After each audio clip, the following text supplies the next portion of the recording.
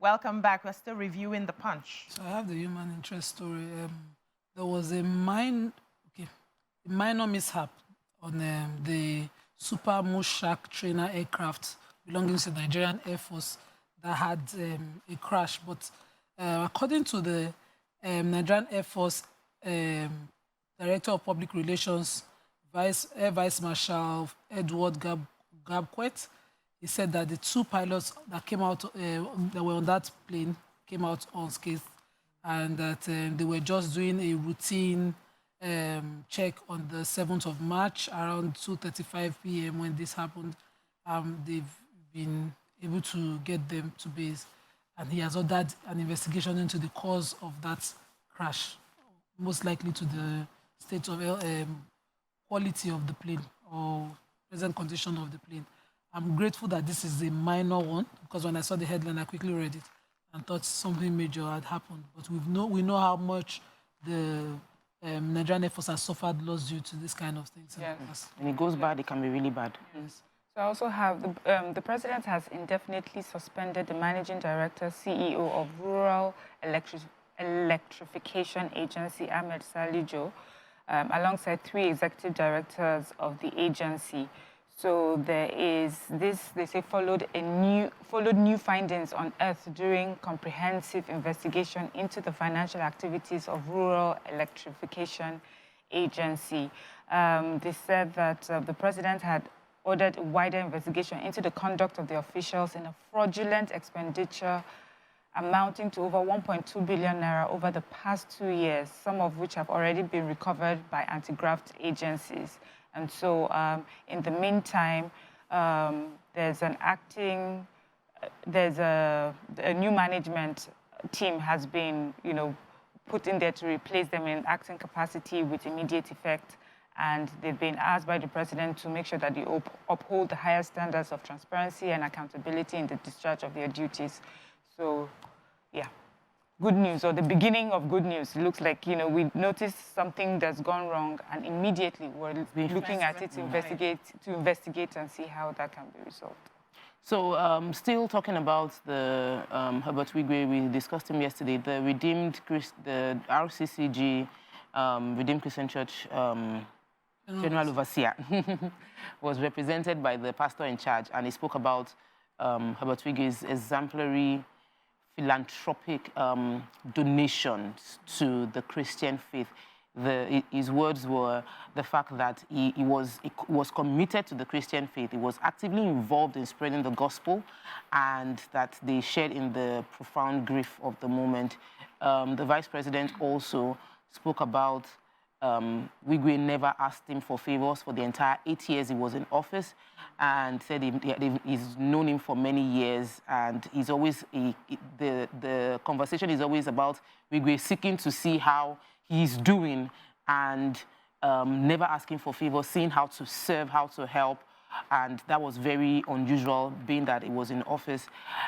He also, many people are still talking about it, and I think that is just highlighting, since we spoke about Christianity yesterday and its impact, that the GO mentioned his philanthropic, which means financial contribution to the Christian faith. Let's move on now to Daily Sun. Major headline, Defense Minister furious over coup rumor. Orders arrest of those calling for it. Minimum wage, Lagos NLC proposes 794,000 naira, TUC 447,000 naira at Southwest hearing. It says 709,000 for workers in FCT. Bandits abduct over 200 pupils, teachers in Kaduna school.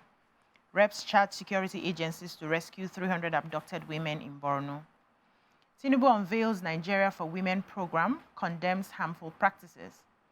Forex crisis, petrol landing cost hits 1,424 naira to a liter.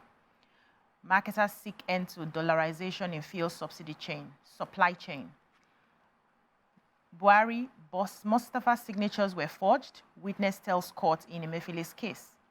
CGN others ask court to dismiss suit challenging appointment of 12 judges. At Geneva, federal government pushes for more ILO jobs for Nigerian professionals. APC defends Buhari on state of affairs, says ex-president didn't sell Nigeria. FX crisis, reps move to review 2024 budget, probe 200 billion spent on census. Orosanye reports, federal government inaugurates implementation committee. Student loan, federal government explains delay in takeoff, sets new date. What stories? I have the major headline. The Minister of State for Defense, through his Director of Information at the Ministry of Defense, Henshaw Ogunike, he says that there's no justification for anyone to contemplate the unconstitutional change of government led by President Bola Ahmed Tinubu. He said that some mischief makers have began posting viral videos, inciting statements on media, depicting a false situation and impression, and encouraging the military to truncate the constitution, of which they would never do so. He says the military have aligned with the democratic culture, which makes coup no longer fashionable, and that those who are in the business of calling for this are agents of darkness, and they should be one to desist from their inglorious activities or face the consequence, and that the government will not treat those calling for coup with kid gloves. I think it's right. No inciting statements is allowed. At this time, we have enjoyed the peace of democracy. We only work to make it better. And those calling for coup cannot continue to incite violence. It is actionable. Yes. So in court yesterday, Bameyi Meriga, who was a witness of the EFCC and also a forensic document examiner with the EFCC, testified in the ongoing trial of the immediate past governor of the CBN. As we all remember, the former governor of CBN has been charged with a 20-count charge bordering on conferment of corrupt advantage, forgery, criminal breach of trust, conspiracy to obtain by false pretense, and obtaining money by false pretense. So the former CBN governor is accused of forging a document that was titled Presidential Directive on Foreign Election Observer Missions, dated January 26. And there is another, and he was alleged to have, on February 8, also obtained by false pretense over $6 million by falsely representing the SGF. And the sum, anyway, so many of the documents a couple of documents were brought up and they were investigated. They were forensically looked at by this examiner. He looked at it and he explained the process of how this is usually done. It's quite, a lot, so people should go and read it. But he explained how that is done. And after he does it, he's now giving for another peer review who would look through it. And they were able to determine, using the indices that they normally use, that the signatures were not the same as for the SGF. So it was forged as if it came from the office of the SGF, but they could tell that there were differences in the signatures that came.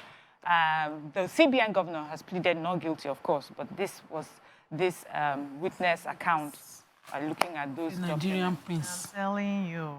Hey, it is well. So I'm taking the story about student loan. This is one of the things that the president flagged off immediately he came into power, but they couldn't execute it. It was meant to start last year, between September and October 2023, but it didn't happen. Now they've moved it to March, and the federal government being represented by the Nigerian Education Loan Fund. That's Dr. Akintunde Sawyer, who is the executive secretary of this Nigerian Education Loan Fund, didn't give any clear excuse or explanation for the delay, but said that they were putting everything on ground to make sure it runs well.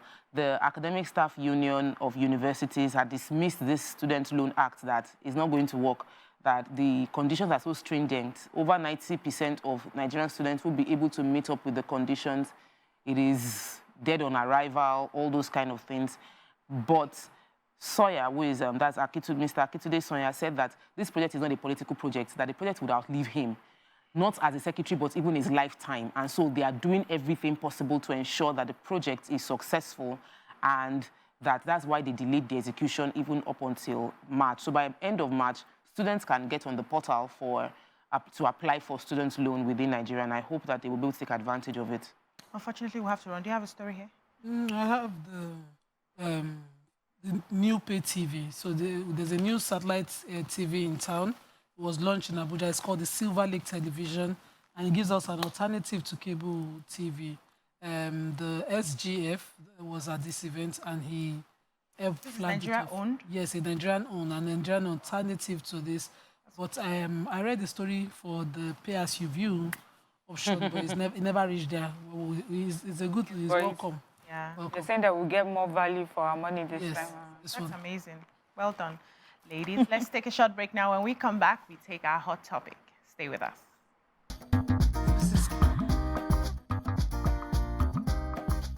Stay tuned. Your View will be right back.